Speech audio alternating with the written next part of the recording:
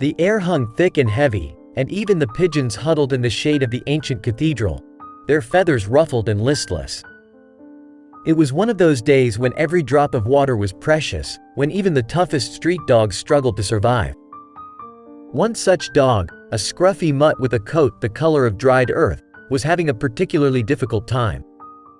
He'd scoured every nook and cranny, chased every fleeting shadow of a puddle, but found nothing but dry, cracked pavement.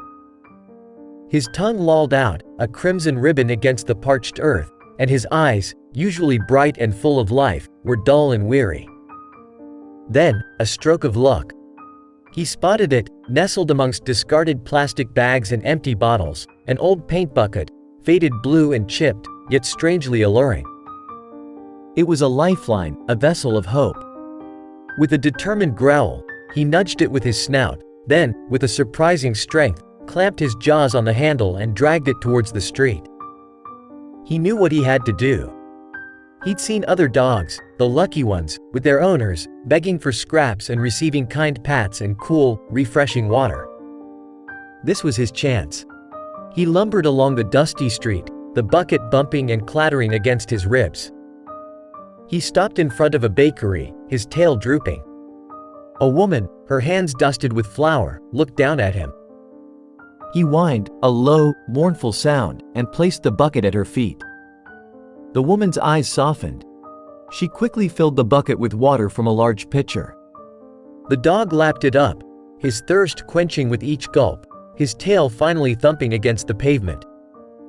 He nuzzled the woman's hand in gratitude.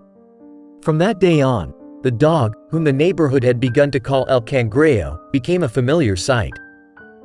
He'd walk the streets, his faithful bucket bouncing beside him, stopping at cafes, shops, and homes, offering his silent plea for a drink.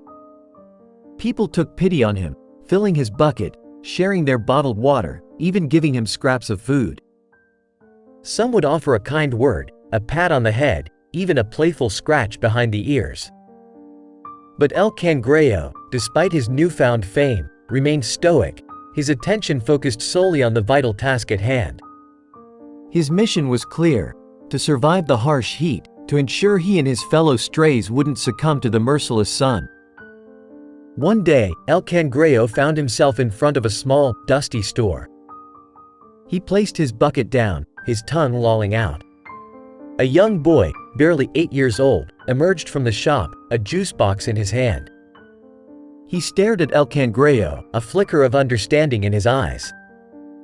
With a smile, he emptied the juice box into the bucket, a gesture that held a profound understanding of the dog's plight. El Cangreo lapped up the sweet, sugary drink, a new sense of hope welling within him. He looked at the boy, his eyes acknowledging the kindness, a silent promise to continue his mission.